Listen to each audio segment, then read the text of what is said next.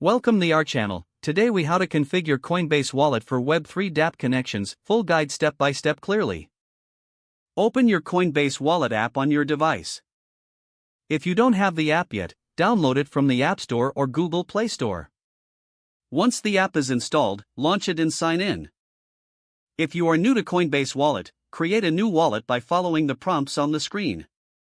Make sure to securely back up your recovery phrase during the wallet creation process.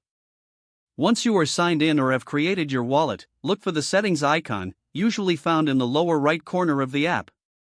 Tap on Settings to access the wallet configuration options.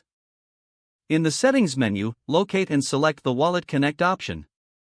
This will allow you to connect your wallet to Web3 decentralized applications. Now, open the Web3 dApp you wish to connect to using a mobile browser. On the dApp's homepage, look for the Connect Wallet button and tap it. A list of compatible wallets will appear, including Coinbase Wallet. Select Coinbase Wallet from the list of options. You will see a prompt to scan a QR code or connect via Wallet Connect. If you choose to scan a QR code, point your camera at the QR code displayed on the dApp screen. If you prefer to use Wallet Connect, tap on the Wallet Connect option in Coinbase Wallet. You will be presented with a list of dApps that are ready to connect. Select your desired dApp to establish the connection. Once connected, you may need to approve the connection request on your wallet app. After approval, your Coinbase Wallet will now be linked to the Web3 dApp. You can return to the dApp to explore its features and start interacting.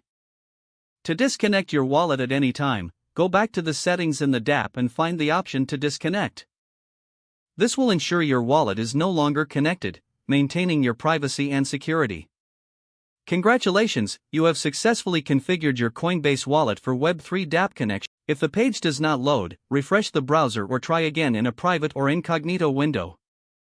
Make sure you are using the correct email address, then retype it carefully to avoid small typos. If your password is not accepted, use the reset option and create a new strong password you can remember.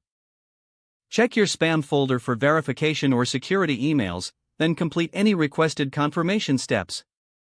Don't forget to like this video and subscribe to our channel for more step-by-step tech guides.